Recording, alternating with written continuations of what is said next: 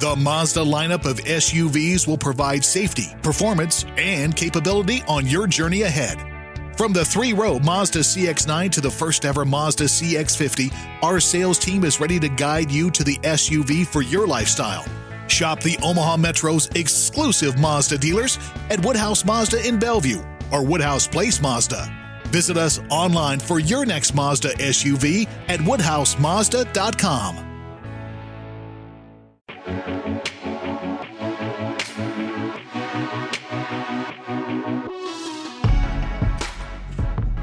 What's going on, everybody? Welcome back to another edition of the DFS OGs podcast right here on RotoGrinders.com, talking everything week 8. And of course, we don't just talk football here. We talk life. We have a little bit of fun with the show. I am Chris, Beermakers fan Prince, joined as always by my fellow OGs, Derek Farnsworth, known as Notorious, David Kaplan, a.k.a. Head Chopper. Boys, please tell me you had a better week than I did, because it was rough. My Brewers lost this close to a World Series, which I haven't seen since 1982. DFS, we'll get to it. Plenty of third and wrongs and pour one outs for your boy. And picking games, season long, everything, just the whole thing. So I'm going to pour out this entire week. Baseball, football, everything. So now that I'm done, I'll get off my soapbox. Guys, Derek, let's start with you. Please tell me your week 7 was better than your boys. Yeah, I wish. I'm glad we talk a little non-football on this podcast, because the last 2 weeks have been brutal for yours truly. Had a good week of NBA, had a good week of PGA, and then just gave it all back in NFL. And it seems like everyone across the industry just got smoked. So there's got to be somebody out there that won, right? Chop? I hope so, and let's hope it was Chop. It was not me, that's for sure. I mean, it was just I don't know. I don't know, just rough going there. I'm looking back at it, and I kind of don't know where the big mistakes were. It doesn't feel like I was, too far off, but look at the final tally on everything, and it just wasn't very good. So I don't know. I'm sure it'll turn around. You know how the NFL is. It's a little bit weird these days. So we'll get hot. We'll have some run good, and we'll have about 3 or 4 solid weeks in a row.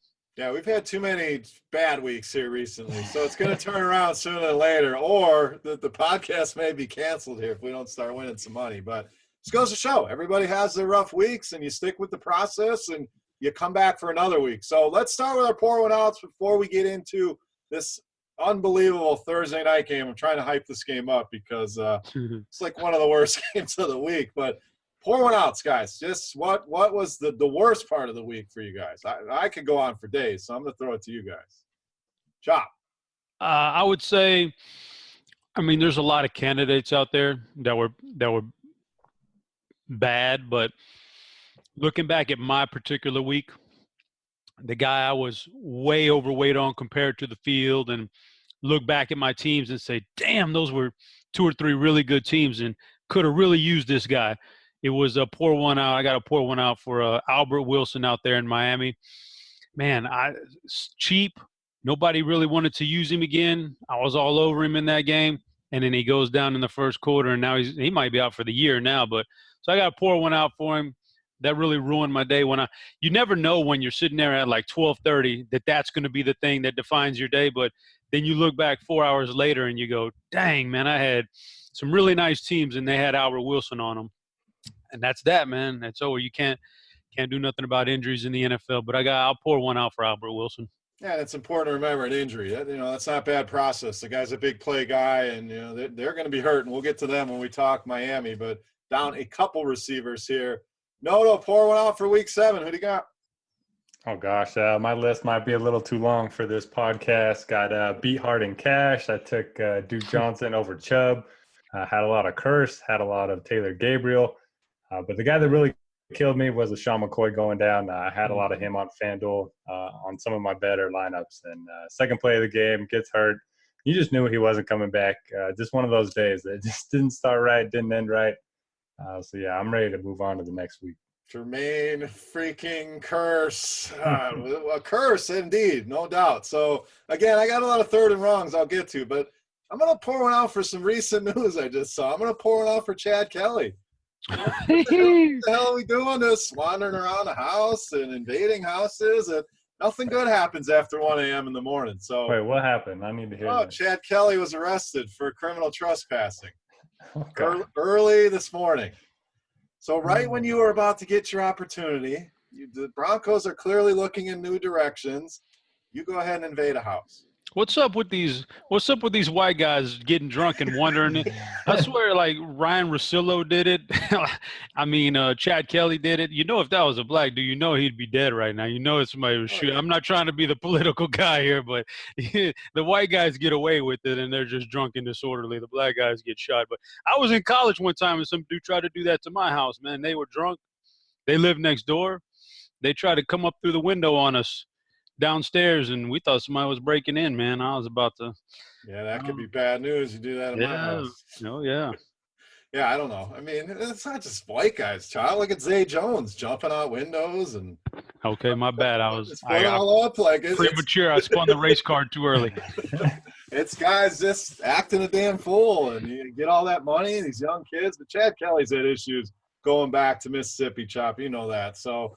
That's why he was on Last Chance U, because That's right. That's why he went to that university, that Last Chance University, because he had blew his chance right at first. Yeah, you're right. So we'll see. Hopefully nothing too serious, but probably dampens his hopes for this season. Now let's get to DFS for this week. I mentioned Thursday Night Football. We mentioned Miami. Well, they're in this game against Houston. Houston 7.5, 8-point favorites at home. So Derek, let's start with you. Miami down, Kenny Stills down, Albert Wilson still. Brocktober rolls on here for Miami, and Houston coming off a big win, and we know where they won that game, Derek, in Jacksonville. We'll talk about your team next, but Miami and Houston, thoughts for the Thursday night? It's showdown slate, or if you're playing the full week. Oh yeah, I forgot about that Jaguars loss. That was just icing. We're here to remind you. That's what good friends do. Yeah, I didn't think anything could get uglier than my lineups from last week, but this game is close for sure. Definitely don't want a big part of the Miami offense. I mean, if you're playing the Thursday showdown slate, I recommend just maybe withdrawing your entries. If you're playing the Thursday to Monday, I think that might be interesting because there will be some people out there that want to get exposure to the Thursday game. So, maybe that's back in play here this week. But, yeah, like you mentioned, the Dolphins down a couple of receivers. Still don't really trust Brock Osweiler. There's still a time split in the running with the running backs there. So I'm all about the Texans defense in this one. And if you want to go back to Lamar Miller. Yes. Derek, the Lamar Miller finally does it the week that you jump off ship. So what are you doing with him? Are you back as the president of Lamar Miller fan club? I mean, it's hard not to like him for the showdown slate. For the main slate, I probably wouldn't use him. But 70% of the snaps last week, 23 touches, got the touchdown against the Jaguars. But you know how this works. As soon as I hop back on, that's when he either gets hurt or doesn't really do anything. So, yeah, I don't know. I mean, I think you go to DeAndre Hopkins. Don't mind the matchup against Xavier Howard. I think he can beat anyone one-on-one. So if that's going to lower his ownership a little bit, I'll probably look that way. And we have a few revenge narratives here. We got Lamar Miller playing the team that drafted him in Miami. So you got that. And you got Brocktober going back to Houston, a team that basically said, hey, just get out of town. We'll trade away a second-round pick just to get rid of you. So little revenge narratives here. Now, Chop, showdown slate. Who is our Marvin Hall? That's the question. You had to have some Marvin Hall last night to win. Anybody down in the cheap seats that could fill that role? And then your thoughts on the rest of this game, Houston and Miami. Man, I'm complete opposite of Derek here. I love this game for a showdown. I'm as excited for this game for a showdown slate as any one of them that doesn't feature Kansas City. I think it's a great showdown slate. I'll tell you why. Number one, I can scratch Lamar Miller off the list because he just hit his quota of touchdowns for the year, so I don't have to worry about him anymore. You could play the Houston defense angle. That's definitely an acceptable play against Brock Osweiler. But I'm on the other side. I'm not going Osweiler, but I like some guys from the Miami offense here. I'll be pushing the lock button on Jakeem Grant, and I'll be very close to the lock button on Devontae Parker. If he's ever gonna step up, they're down two big wide receivers now. Devontae has a chance to do something here. It's the Houston Texans are a weak defense. I mean, we could use them against Brock, but if you're not using them, then you can – I mean, they've shown they can be very vulnerable this year. So I like Parker, but I like Jakeem Grant the most. I think Kenyon Drake gets run in this game. And then you flip to the other side there, and, you could just lock in Deshaun Watson. You'll be able to afford him. And then, you could pair him with whoever you want. But obviously DeAndre is the most matchup-proof guy in the game probably. So I actually like this showdown slate for a lot of these cheaper guys we're going to get for value plays. I agree on Grant. It only takes him one play, so I like that call. Parker, a little bit nervous. Gase did not sound too excited about him. Like, yep, we're out of receivers. He's got to play. That was the quote. So I think Amendola will be the popular guy here for Miami coming off the big game, but tons of injuries. Keep an eye on Amendola, questionable. We mentioned Stills and Wilson are out. Kiki Cutie, doubtful. Tight ends, Griffin, Gesicki, Derby, all questionable here in this game. So keep an eye on the injury report, but should be plenty of value in the slate. Any final thoughts here, guys, before we move on to a better game, in mine and Derek's opinion? Chop seems to like this one. Final thoughts. No final thoughts from me. I'm going to leave it where I got it. All right, Derek, anything to add? Yeah, I won't be playing the showdown slate, so that's probably good for everyone else. For anyone that's playing Lamar Miller, there you go. Get the seal of approval. All right, let's move on to Sunday. We do have another London game. Derek, your Jags. We'll get to you in a minute here. With Philadelphia coming off a tough loss at home to Carolina. Jacksonville, we talked about, loss at home to Houston. Now got to go over to London and play a game. Chop, let's start with you. Which team responds here? Two teams that pretty much need a win pretty desperately. Yeah, it's pretty rowdy to think that we're in – what are we in, week 7 now? Week 8. Week 8, and these two teams are almost both of them in must-win situations already. I mean, this is crazy. 2 championship teams last year, and they sunk this year. But I don't know, man. I don't like these overseas games. You just never know how people are going to react there.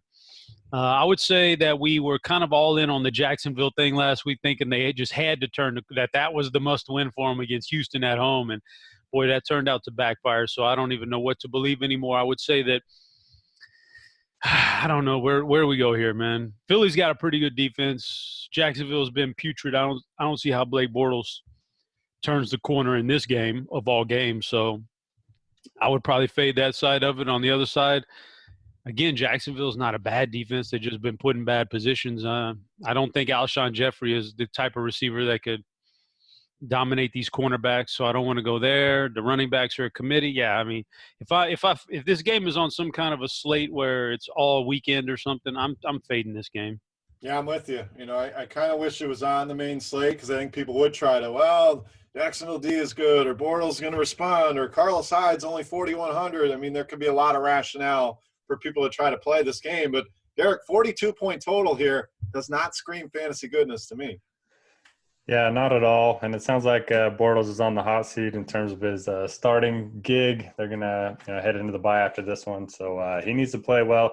Not really expecting that to happen. The one consistent player for the Jags has been Yeldon, and now the Hyde's there. I don't want to mess with that time split. So, yeah, Jags full fade for me. As far as the Eagles, you can maybe look at Zach Ertz. Chop talked about the corners for the Jags. I think Ramsey's going to be able to lock down Alshon Jeffrey a little bit. So don't mind Ertz here. Don't really want to play Carson Wentz, though. And then, with the running backs, don't love that, especially if Darren Sproles comes back. That's just another mouth to feed in this offense. Let's turn our attention to the main slate. Let's be done with that Jacksonville game. A lot of people aren't going to play it anyway. If it's showdown slate, we don't have that pricing. So I wouldn't sink a ton of money into that one. But this one, you might want to sink some money into. Second highest total on the main slate. Denver and Kansas City. We have a nickname yet for Patrick Mahomes. Showtime Mahomes. Like, we need something good. That kid, unbelievable. So he gets a home game here in division with Denver. 10-point favorites here, Derek. Do we just continue to load up on Kansas City? And Denver side, who do we run it back with? A lot of options, but not a guy that really stands out to me as a must play. Well, in terms of a nickname for Mahomes, this one is inspired by Chop's tweet a couple weeks ago. How about Matic Mahomes, since he sounds just like him? He looks like him, too. He does. Side by side, man. I was noticing it's not just the voice, it's the facial structure, too. It's uncanny, man. It's crazy. Chop, you're our creative artist. Can we put that side by side and get it out there to the people so we can take a look at it? I've lost so much money in NFL, I lost my Photoshop subscription, so I don't know if I can do it. Somebody out there, we got some great listeners. Put Davis Maddock next to Patrick Mahomes. Voice-wise, face-wise, it matches up. But clearly the Mahomes is a much more talented person on the field, Derek. Is he the number one quarterback in your opinion? Yeah, definitely the number one quarterback. We've seen him succeed pretty much every week, even in blowouts. I mean, 7K, that's not bad for a guy that's averaging 31 fantasy points per game. He is my favorite quarterback of the week, and I think you can get up to him. You know, in the past, we've paid down a quarterback, but the pricing is a lot thinner in terms of the distribution this season. So definitely like Mahomes. And you can pair him up with pretty much anyone. I mean, Kareem Hunt looked awesome last week. We know Denver's just been shredded by the run all year. I think you can play him. And then, you know, Tyreek Hill, Travis Kelce, all those guys in play for your Chiefs stacks. And then on the other side of the ball, I can't remember being this excited to play an offense that's 10-point underdogs on the road. But Denver's in a good spot. We have Royce Freeman. He is questionable. So if he's out, Lindsey would become a strong play. We have Demaryius Thomas potentially getting traded. He thinks he's going to be moved before the trade deadline. If that's the case, I think Sutton's going to be, you know, the chalk play at 3,800. Emmanuel Sanders would see a boost as well. With Case Keenum, I guess he can breathe a little easier now that Chad Kelly got arrested. So maybe he plays a little bit better. Lock his doors, but he can breathe.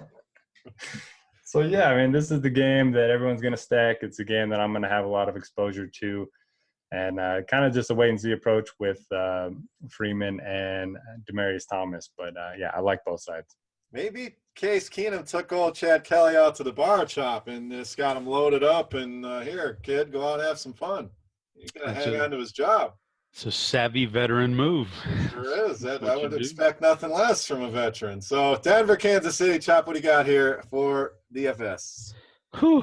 So we just saw this game a couple weeks ago in Denver on like Monday Night Football. So it's kind of fresh in our memories. I thought Denver played well on offense that day, but they still ended up losing. And I mean, I just noticed here on Sunday night that as bad as Kansas City is perceived to be on defense, whenever they're at home in Arrowhead, they're a very, very difficult team. So like all these people in the AFC better be on lookout. If they snag home field advantage in the playoffs, they're going to be brutally tough to beat, but that's long term. So I mean, I'm looking at that defense, and maybe it's not as bad at home as we might think it is. And it's not like Keenum lit them on fire in Denver here a few weeks ago. So I don't know, man. I'd be hard pressed to push too many of these guys into my lineup. Sanders would be the first guy I put in there, and after that, maybe Sutton, but I'm not in any hurry for any of these guys on the road in Kansas City, to be honest with you. And Kansas City just has this juggernaut offense. They get up on you and they put the pressure on you, and that's that. So for Kansas City, it's the same old thing. Any of these guys can beat you. They got all these weapons. I would go Mahomes this week and pair him with maybe a Tyreek Hill. Kelce's due for a big game. He hasn't really had a big one in a while. It's been Kareem Hunt these last couple games, and I think maybe it's time Kareem Hunt takes a little bit of a backseat in this game. So I like Mahomes pairing with Kelce in this game, to be honest.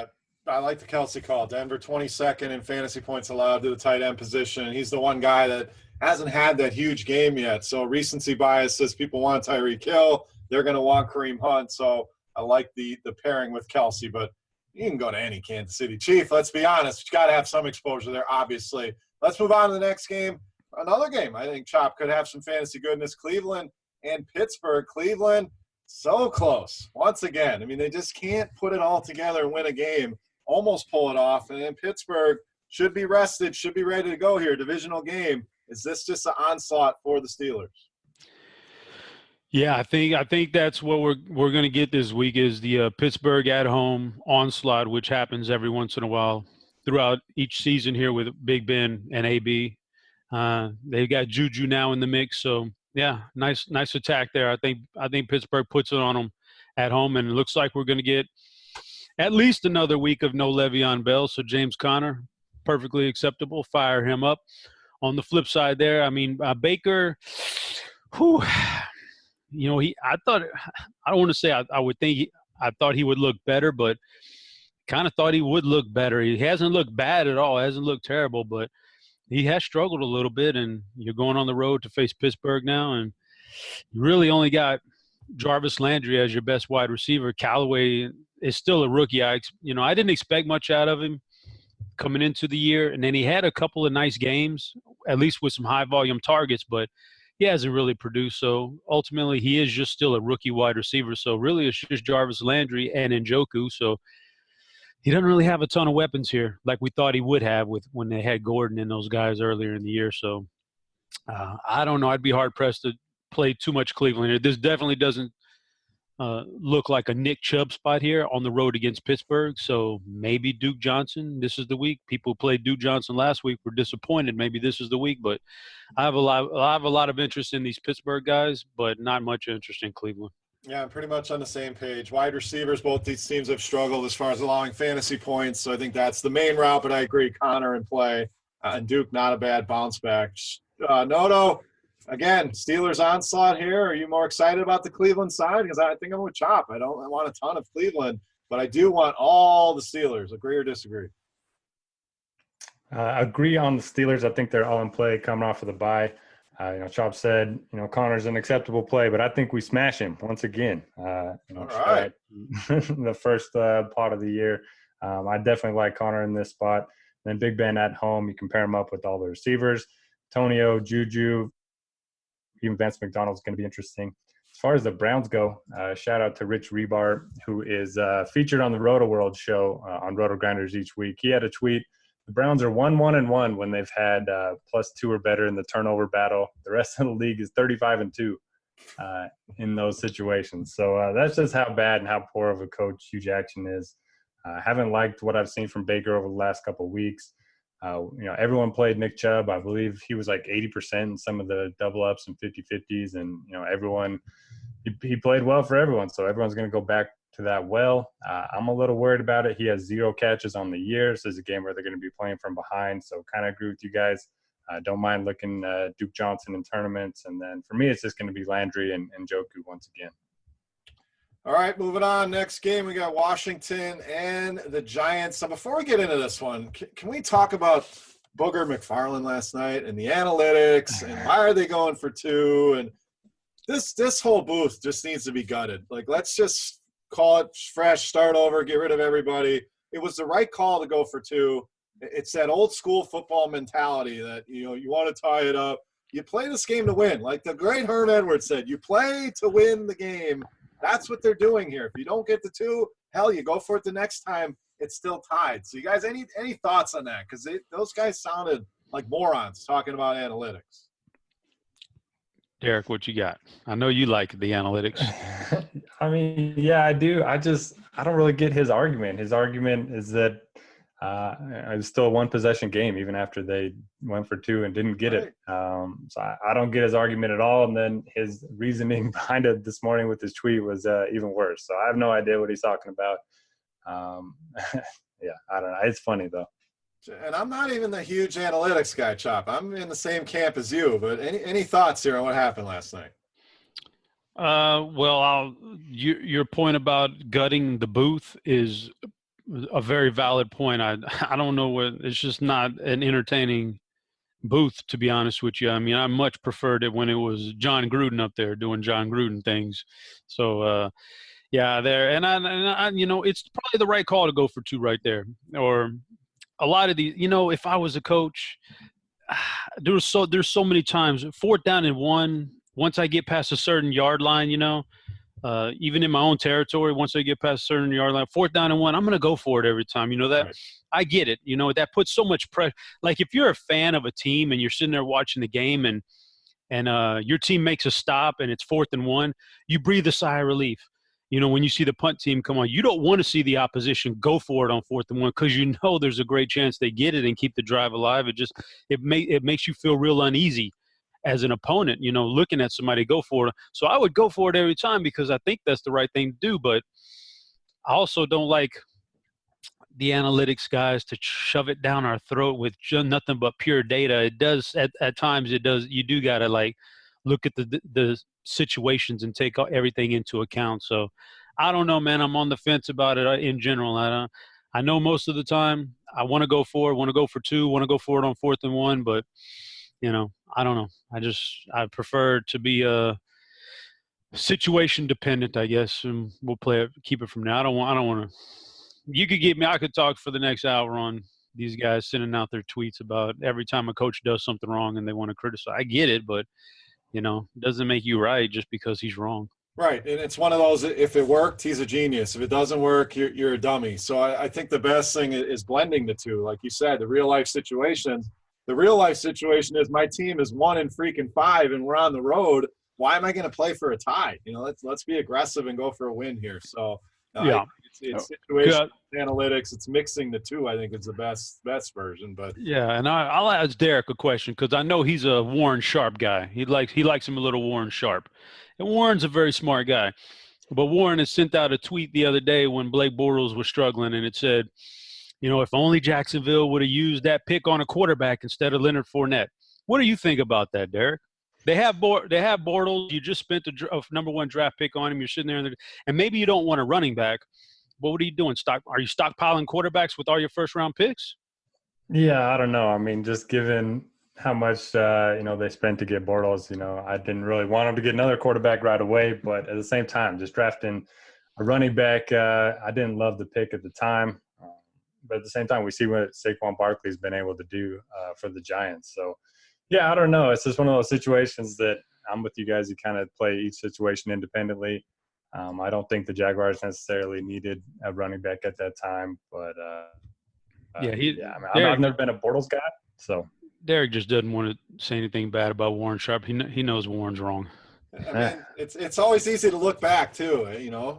Hindsight is 20/20. Yeah. They should have done this. They should have done. Well, they didn't. So why are we even talking about that? Let's just move forward. But let's move forward with this game. We don't want Derek to get in trouble with Warren. So that's his daddy. The Mazda lineup of SUVs will provide safety, performance, and capability on your journey ahead. From the 3-row Mazda CX-9 to the first ever Mazda CX-50, our sales team is ready to guide you to the SUV for your lifestyle. Shop the Omaha Metro's exclusive Mazda dealers at Woodhouse Mazda in Bellevue or Woodhouse Place Mazda. Visit us online for your next Mazda SUV at woodhousemazda.com. Let's talk Washington and the Giants here. Derek, we'll start with you. Another game, 42-point total. 1-point spread here. Washington got it done at home. Barely survived Dallas. The Giants we saw last night. Valiant effort there at the end, but come up short. In division here, who prevails and any interest in daily for these two teams? Not a ton of interest outside of Saquon Barkley. The dude's been a beast so far this season. 22-plus fantasy points in every single game. I think Odell's fine in tournaments as well, but not going to be chasing those Eli points that everyone saw last night or Monday night. So that's about it for the Giants. With Ingram back, don't really love Shepard, even though he had the big game against the Falcons as well. Then on Washington, I just don't know what to do right now. The Giants have been a very beatable defense, 27th versus the pass, 22nd against the run. But I don't really like Alex Smith. All his receivers are banged up. Jordan Reed only has 3 red zone targets all year. Sounds like Chris Thompson's going to be back. So that could be another loaded backfield that's splitting touches. So for the most part, I'm just looking at Saquon, and that's about it. Yeah, and the Giants traded away Eli Apple as of this recording, so it's one less guy in that secondary. Not that he's been playing extremely well to begin with. But, Chop, what's up with Jordan Reed? We were told Alex Smith and Jordan Reed, and all he does is throw to the tight end. And we've really seen Alex Smith go back to the Alex Smith we saw 2, 3, 4 years ago. Is this going to get turned around anytime soon? Because Jordan Reed seems like he should be putting up huge numbers. We just haven't seen it. I don't think so. I don't see Jordan Reed's had some good matchups here these last couple of weeks with injuries to key wide receivers, and he hasn't produced. Now, if you're ever going to produce against a team, New York is on that short list of teams you want your tight end going against. Cleveland or the Giants, those are the teams you want to be facing. But I don't know, man. You know, he had that little procedure in the offseason. What was it, to remove a bone in his toe or something? I don't know what they did with the bone, but maybe they ought to replace it because he's just not producing. So I don't know if I could turn to him. We'll see who's healthy in the receiving core. If they got one of those guys steps up and is healthy, maybe I take him. But I'm not going to play Dotson. He's a bust. Tried to do the Maurice Harris thing. That was a bust. Maybe, you know, I don't see him producing at a consistent level. So we'll see who's healthy and play it from there. But on the other side, the Giants, that's a two-man show. Barkley or Beckham, I would chase Beckham. It's a really good salary. It's not a tough matchup. And even with as bad as Eli is, Beckham will still have a pretty decent floor. And if somehow Eli makes a throw, just one throw in a game, Beckham will have a great game. So I'll play Odell Beckham all day at 7,500 on DraftKings. You're asking a lot for Eli to make one throw. Maybe they bench him, and maybe we get a real quarterback in there. Yeah, we'll see. But the old Eli or Odell and Josh Norman rivalry will renew here, but 42-point total. It's just tough to get excited about any of this. So let's go on to the next game. Seattle and Detroit Chop. Seattle coming off a bye. Detroit went down to Miami and got it done. And how about the Kerryon Johnson fella? They finally figured out, hey, let's get this guy the ball. Now, DFS still looks underpriced to me, 5,300. He moved up 800, but interest there. And then what do we do with these Detroit pass catchers? Because we saw if they're going to be run heavy, it's going to affect those three guys. Yeah. I mean, I guess it's a good problem to have if you're a Detroit Lion fan or a player to have so much talent on offense, because it's pretty frustrating from a fantasy perspective. I could definitely see this being a game where Kerryon gets 20, 22, 24 carries, and he has a good game against the Seattle defense. They're at home. They're a slight favorite. These are all good things for him. Not to mention, he's caught a pass. He's caught a pass in every game this year that he's played. He's all except for one game, he's caught multiple passes. So it's not like he's dead in the passing game either.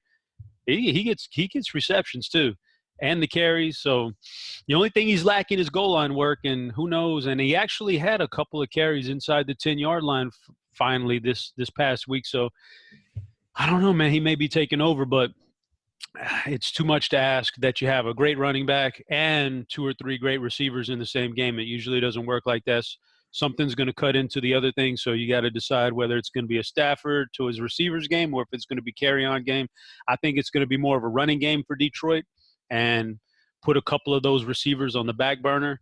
Maybe one of them steps up and has a decent game at home, but I like the running game here. On the flip side, Seattle, I could play Baldwin here, and I could also be convinced to twist my arm, and I think I could fire up some Chris Carson against a bad run defense here. But I don't know, man. This actually looks like a pretty decent game stack under the radar if you wanted to go that route, because there are some options in this game that look pretty good on paper. Yeah, it's a higher total than I thought it would be. And I misspoke. Seattle didn't come off the bye, coming back from London. So, Derek, Seattle, Detroit, 50-point total here, just a 3-point spread. So who are the must-play guys in this one? Yeah, a lot to like in this one. One of the biggest mistakes that I made last week, Sunday morning, I had Thielen and Kerryon Johnson. And after Abdullah was announced as active, everyone was freaking out on Twitter. Got me scared of Kerryon Johnson, so I flipped to Zeke and Curse. So I think that was only like a 60-point swing or something like that. Yeah, Kerryon looked really good last week, 60% of the snaps, 7 red zone opportunities. I know he didn't get the touchdown, but he did get the carry right before Blunt ended up taking it in. So they're willing to give him work around the goal line, which I like. And like Chop mentioned, he does catch some passes. So really good spot for him. I like Galladay at 5,700. Only got 2 targets last week. Maybe they greased the squeaky wheel a little bit. I think it's a good spot for him to bounce back. And then we have Russell Wilson on the fast track in Detroit, coming off of 6 rushes the last game. That was his season high. Baldwin looked pretty good, 6 of 8, caught 6 of 8 targets for 91 yards. I think you can go to those 2, especially if they're going to be trailing in this one. And don't hate the Chris Carson call. While I don't love him on DraftKings since he doesn't do a whole lot in the passing game, he's going to get 15-plus carries against a very beatable run defense. All right, next game we got Tampa Bay and Cincinnati. Another game, pretty high total of 54. It's funny how we say pretty high, 54. Like that used to be like the highest total we'd ever see. Now there's 57s, 58s, but 54 looking like a nice total to target, Derek. Cincinnati favored by about 4.5. Now they're coming back home licking their wounds. Tampa Bay barely survived Cleveland, but on the road in Cincinnati, this looks like a potential shootout. So what side are you more interested in here in? And this is one of those who's not in play games. Seems like a lot of pieces we're going to want to target here with Bucs Bengals. Yeah, I'm more interested in the Cincinnati side, but I do think Jameis Winston's viable. 6,000 is a good price for him. He's a dual threat quarterback, and he's just a very good fantasy quarterback because he does a lot. All three running backs for the Bucs last week played under 40% of the snaps, which is not ideal. Going to be avoiding that situation. I think you can pair up Jameis with Evans if you're looking to do a game stack. And then on the other side, yeah, good bounce back spot for Cincinnati. I'm a little surprised they struggled against the Chiefs like they did. But Mixon's in play, should get 20-plus touches and a good matchup against the Bucs. We've seen them get burned in the slot all year. So certainly going to hop back on Boyd, 6,700, should keep his ownership at a reasonable level. AJ Green's viable. Uzoma is interesting. And then you can obviously pair him up with Andy Dalton. So this is one of the couple games that I'm going to be looking to stack. And I think, yeah, both sides are certainly interesting. All right, Chop, what do you got? Cincinnati and Tampa Bay. Well, I'd like to do my weekly pour one out for my season-long fantasy team that had Andy Dalton, and I lost by like 4 points with Dalton's terrible game in Kansas City, only one touchdown. So pour one out for that team. It's 1-6 now. So you've been doing a lot of pouring outs for that team, man. I'm almost ready to tank, but if you finish in dead last place, while you do get the number one pick the next year, you do also pay a heavy fine financially. So I'm on the fence. I don't know what to do here, man. But it's 1-6, and it doesn't look good. So thanks, Dalton, you Red Rocket. You cost me a win, man.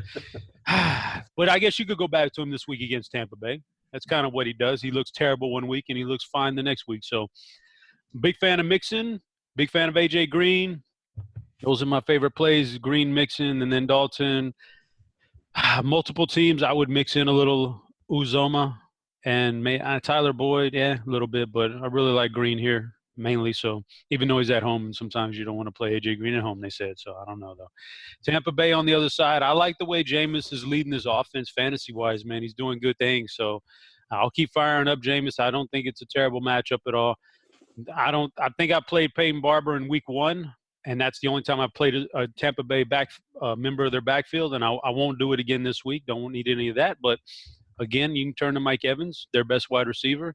Perfectly winnable matchup. I would imagine he'd probably get shadowed by William Jackson or something in this game, and that's perfectly winnable for him. So Jameis and Evans is fine, and all those other guys you're kind of throwing darts. Godwin, Jackson, Humphreys, Howard, Brait. You never know.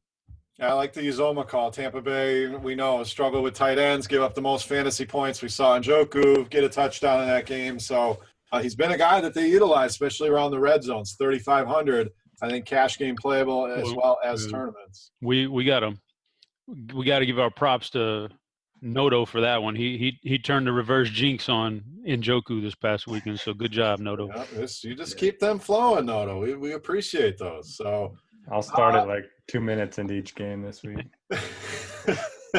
2 games left for us here in part 1 of the DFS OGs podcast here on RotoGrinders. Appreciate you guys joining us once again. Let's talk Jets and Chicago. And I got a lot of pour one outs, guys, but Jermaine Kearse on the side of a milk carton last week, a big, fat bagel, zero, donut, whatever you want to call it, really hurt my lineups. I was heavy on Jermaine Kearse. Looking back at it, probably not the best process play, but Chicago now at home should have probably beat New England. You give up a long kick return, you get a punt blocked. They were in the majority of that game, but Chop, that offense looks good. Do you expect to see that continue here against the defense of the Jets? No, not necessarily. I don't know what to think about the Chicago offense just because they do it. I mean, it's Trubisky running the ball, so when he's not running, they're probably going to be in trouble. If he's not running or they're not facing Tampa Bay, otherwise, like, he's pretty neutral, so I don't know what to think. Here, the weird thing about Chicago is I had really high hopes coming into the year for Jordan Howard. That hasn't panned out. I'm not sure it ever will. Trey Burton finally got off the snide. And Allen Robinson I had high hopes for, but he's not been like anything special at all. He's turning into Des Bryant where if he catches a touchdown, great, but he's not going to do a whole lot other than that. So I don't know. I'm not a big fan of the Chicago offense against any defense that is formidable at all, although I don't think the Jets are. But if they shut down Trubisky running, not a big fan of the Chicago offense. Certainly not going to go with the Jets here in any way, shape, or form. The Chicago defense, a little bit too stout at home to take a chance on. Now, I was not on Jermaine Kearse last week. Like, I didn't want any piece of that, and I still lost. So that makes it extra tilting, man. When you're watching everybody get a bagel and you don't have that bagel and you still lose, it's frustrating, man. And how the hell do you put up a bagel and your price goes up? He's 4,100 last week, and now he's up to 4,300. So I normally like to say, let's go back to a guy that burned us the week before. Derek, can we possibly do that here with Kearse? And then your thoughts on Chicago. I'm a little bit more optimistic about their offense than Chop seems to be. Where do you come out on that? Yeah, I think the DraftKings pricing algorithm has to include ownership from the previous week because Kearse went up, Gabriel went up. They both put up duds last week. They were both featured in my cash game lineup, if anyone's curious. Gabriel, maybe he bounces back this week. I only saw 4 targets, but he was doing pretty well before that with 33 and 20 fantasy points. I'm a little torn on what to do with this game in general. Both these teams ranked inside the top 7 in total defensive DVOA. But, yeah, Trubisky's been awesome. If you look at his game log, he's had 46, 31, and 36 fantasy points over the last 3 weeks. This is probably going to be a game where they're playing from ahead, so maybe they don't need him to air it out as much. Maybe they don't need him to run the ball as much. I don't know. This feels like a classic Jordan Howard tilt spot where he just comes in and scores a couple touchdowns. So I'm probably agreeing with Chop on this one. Going to be probably lower than the field on the Bears offense. All right, let's get to our final game here. This last early game on the slate. We got Baltimore and Carolina. Baltimore, man, what a heartbreaker. Your kicker has never missed an extra point. Misses an extra point, you lose the game at home to New Orleans. So that one stings. Carolina, on the other hand, look, we talk about Cam Newton, and we talk about the numbers, and we talk about not watching the game because people were blowing up my Twitter. Nice pick on Cam Newton. And then at the end of the day, the numbers are there. For some reason, he waits to the end of the game. So, Derek, Baltimore, can they respond here on the road? And then Cam Newton, do we continue to go back to that well and just not watch the games? Yeah, this should be a very good football game, but not one that I really want to target for DFS. 2 really good defenses in a game that features a low total. Don't really want to play the Baltimore running backs. I can't get their receivers right. I was on John Brown 2 weeks ago. I was on Snead last week. So it just seems to be a different week. Each guy's having a big week. So don't really want to play anyone from Baltimore. I think Carolina, a little more interesting, getting the Baltimore defense on the road. We know Cam Newton can make plays with his legs. 5,800 seems like a decent price point, but we got a lot of good quarterbacks in the slate, including Mahomes, who's only $1,200 more. I certainly think, if you're going for 3X, that means Mahomes only needs 3.5 more fantasy points than Cam. I will certainly take that bet. So I'm not sure I want to play, anyone from this game. McCaffrey has some receiving upside, but, he's not scoring any touchdowns. With Olsen back, I don't love Funchess as much. So, yeah, it's kind of an ugly game from fantasy, but it should be a pretty good one to watch in real life. Yeah, and seeing the line, I almost thought it was wrong. Baltimore favored here on the road, unless I'm seeing it wrong. But, Chop, thoughts here on Ravens-Panthers to wrap us up here for part 1? Carolina games generally aren't all that exciting to me anyway from a fantasy perspective, and then you get them against Baltimore, and it really dulls it even more. So, as of right now, I can't bring myself to really play anybody from this game.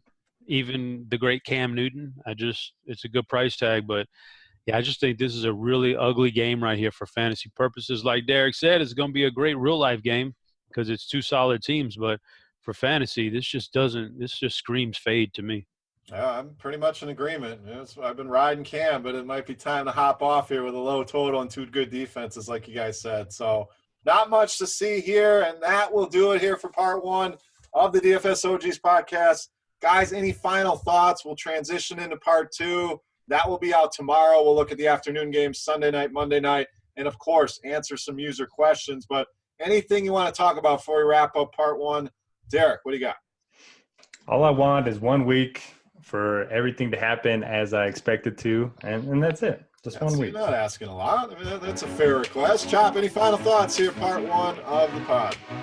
Yeah, the only thing I'm going to say is that when we come back for part two, you might want to tune in because I'd want to get something off my chest when we get back for part two. All right, we get a little rant from Chop. Always look forward to those. So come on back tomorrow for that. For Chop, for Noto, I am Beer saying salut. We'll see you back here for part two of the DFS OGs podcast. Thanks for listening, everybody. The Mazda lineup of SUVs will provide safety, performance, and capability on your journey ahead. From the three-row Mazda CX-9 to the first-ever Mazda CX-50, our sales team is ready to guide you to the SUV for your lifestyle. Shop the Omaha Metro's exclusive Mazda dealers at Woodhouse Mazda in Bellevue or Woodhouse Place Mazda. Visit us online for your next Mazda SUV at woodhousemazda.com.